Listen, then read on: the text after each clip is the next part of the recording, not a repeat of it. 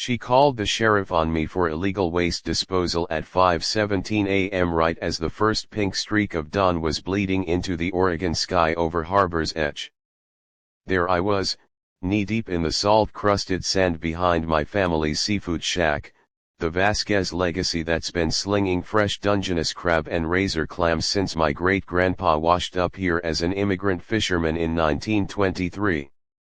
The air was thick with that briny tang of low-tide seaweed rotting in the shallows, diesel from the fishing boats chugging out to the bar, and the faint, sweet rot of oyster shells I'd just cracked open for the morning's chowder prep. My hands were raw from shucking, calluses like old leather, and I could hear the seals barking from the jetty rocks, their grunts echoing off the fog-shrouded cliffs like a chorus of grumpy old men complaining about the weather. Two sheriff's deputies rolled up in their cruiser, light slicing through the mist like accusatory fingers, gravel crunching under their tires as they parked right on my weathered dock. And there she was, Priscilla Hawthorne, perched on the sea-wall like a gargoyle in pearls, her silk scarf fluttering in the breeze like a surrender flag she didn't know she was waving yet. Arms crossed over her cashmere sweater, lips pursed in that perpetual lemon suck of disapproval, pointing at me with one manicured nail as if I'd personally offended the Pacific Ocean. "Officers," she trilled, voice carrying like a foghorn, "this woman's been dumping contaminants into our pristine harbor. I demand you cite her immediately. Think of the wildlife." The deputies Rookie Ramirez and grizzled old Hank Larson, who I'd known since he pulled me out of a riptide when I was 12, exchanged that world-weary glance that says, "Another Hawthorne special." Ramirez, all of 25 with a mustache that looked like it was still figuring out which way to grow, stepped forward, hat in hand. "Ma'am," he said to me, "not her, we got a call about environmental hazards. Mind if we take a look?"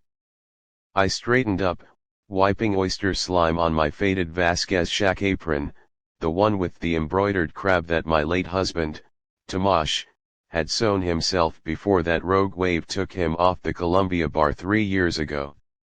The salt spray stung my eyes, but I kept my voice steady, that calm I'd honed from years chasing rogue waves and rogue data as a marine biologist before the shack became my full-time fight.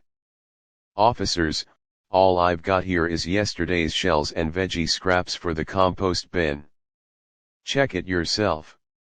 Priscilla here's got a bee in her bonnet about my polluting the view from her McMansion up the bluff." Priscilla huffed, her cheeks flushing that unnatural peachy glow from whatever Beverly Hills filler she imported. "This is about preservation, Elena. Your little enterprise is an eyesore. The Harbor Preservation Alliance has standards." Hank snorted, low and gravelly, like pebbles shifting on the beach. He poked at my compost pile with his boot, 3 crab shells and a potato peel, nothing a seagull wouldn't devour, and shook his head. "Ma'am," he drawled, turning to Priscilla, "this ain't no Superfund site. It's organic waste. Legal as apple pie." He tipped his hat to me. "Sorry to interrupt your dawn patrol, Elena. Carry on." As they drove off, Priscilla shot me a look that could curdle cream, her heels clicking on the concrete path like Morse code for "this ain't over." I watched her retreat up the bluff path, the eucalyptus leaves rustling overhead, their menthol scent cutting through the fishy haze. And right then, with the first gull screeching overhead and the waves slapping the pilings like impatient applause, I knew this wasn't about crab shells or compost. This was about her vision of Harbor's Edge, a postcard-perfect village of artisanal galleries and yoga retreats versus my gritty, salt-stained reality. The kind of coastal snobbery that chases out folks who've earned their keep with blistered hands and broken backs. But Priscilla made one fatal slip. She had no clue I was raised on these tides, with a PhD in oceanography and a Rolodex of contacts from NOAA to the state fish and wildlife folks. 20 years mapping kelp forests and tracking salmon runs, dismantling ecological myths bigger than her ego. So, what would you have done? Let her steamroll you into selling out to her son's developer cronies, or dig in like a barnacle? Drop your story in the comments. I read 'em all. And where you watching from? Let's map out all the petty tyrants holding court in paradise right now. Let me back up. Names: Elena Vasquez, 42, widow, sole proprietor of Vasquez Seafood Shack, and the last line of defense for a family legacy that's outlasted depressions, tsunamis, and more than a few bar brawls over the best IPA pairing for albacore. Tomash and I met at Oregon State, him a deckhand with dreams of captaining his own trawler, me a lab rat elbow deep in phytoplankton samples. We built this life on the shack's splintered counter, where the smell of sizzling garlic butter mingled with his cologne and the endless crash of surf. Our daughter, Sophia, now 16 and all gangly limbs and attitude, helps out after school, filleting rockfish with the focus of a surgeon. This place isn't just a business, it's our anchor. The mortgage is paid from crab sales, sure, but the real stakes, it's the heartbeat of Harbor's Edge. Retirees nursing chowder bowls while swapping tall tales about the '64 tsunami. Fishermen grabbing coffee and cornbread before dawn patrols. Tourists who leave with sand in their shoes and a story about the crazy Mexican lady who knows every tide better than God. Harbor's Edge clings to the central Oregon coast like a limpet to a hull. 30 miles of jagged basalt cliffs, hidden coves where sea otters play tag with the kelp, and a harbor that's seen more shipwrecks than successful hauls. Population, 1,247 souls, give or take a seasonal influx of whale watchers. The air always hums with the low drone of generators from the crab pots stacked on trailers, mingled with the sharp ozone bite before a storm rolls in from the Pacific. Gulls wheel overhead, their cries sharp as shears, and the foghorn from the old lighthouse moans every 30 seconds like a ghost with indigestion.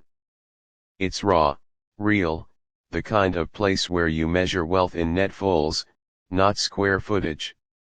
Enter Priscilla Hawthorne, 58, transplant from Portland's Pearl District, widow of a timber baron who left her a fortune in waterfront condos and a chip on her shoulder the size of Haystack Rock. She's got that polished predator look, blonde bob helmeted with hairspray, eyes like chipped aquamarine, always dressed in linen sets that scream "I summer in the Hamptons." No kids, just a yappy Pomeranian named Biscuit she tows around in a designer carrier, and a son, Trent, who's in development code for flipping coastal properties into overpriced Airbnbs. Priscilla moved here 5 years ago, bought the bluff-top Victorian that used to house the village's only doctor, and immediately anointed herself Queen of Conservation.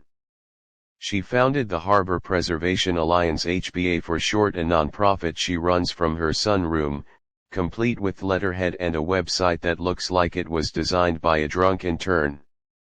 On the surface, it's all about protecting our fragile ecosystem from over-commercialization. Dig deeper, and it's her personal crusade to gentrify the harbor, turning working docks into Instagram bait. It started innocuous, 6 months after Tamash's memorial potluck, when the grief fog finally lifted enough for me to repaint the shack's sign. Priscilla knocked one drizzly afternoon, her knock like a judge's gavel on my screen door. The rain pattered on the corrugated tin roof, drumming a rhythm that matched the drip-drip from the eaves. She thrust a glossy brochure at me, "Welcome to HBA, safeguarding our shores," and fixed me with that smile, the one that's all teeth and no warmth. "Elena, dear," she cooed, "your shack is charming, truly. But those crab pots, the grease from your fryers, it's leaching into the groundwater. We're petitioning for stricter dock regulations. Sign here to show your support." I scanned the fine print while the scent of frying calamari wafted from the kitchen. Sophia's shift, her teenage rebellion manifesting in extra Old Bay.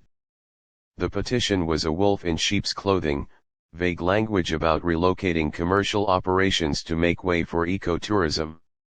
My spot prime real estate, water's edge, with views of the sea lions sunning on the boys. Trent's latest pitch, a sustainable seafood lounge that'd charge $28 for a crab roll I sell for $9.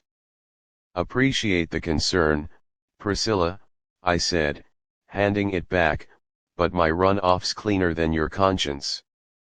Shack's been here 80 years. Permits up to date. Check the county logs. Her smile cracked, just a hair, and she tucked the brochure into her Kate Spade tote. Voluntary compliance, Elena. For the greater good. As she click-clacked away, her heels sinking into the wet sand path, I felt that prickle at the base of my neck, the same one from Tamash's last radio silence, when the storm static swallowed his voice. Sophia poked her head out, wiping flour from her brow. Mommy, that lady smells like money and meanness. What's her deal?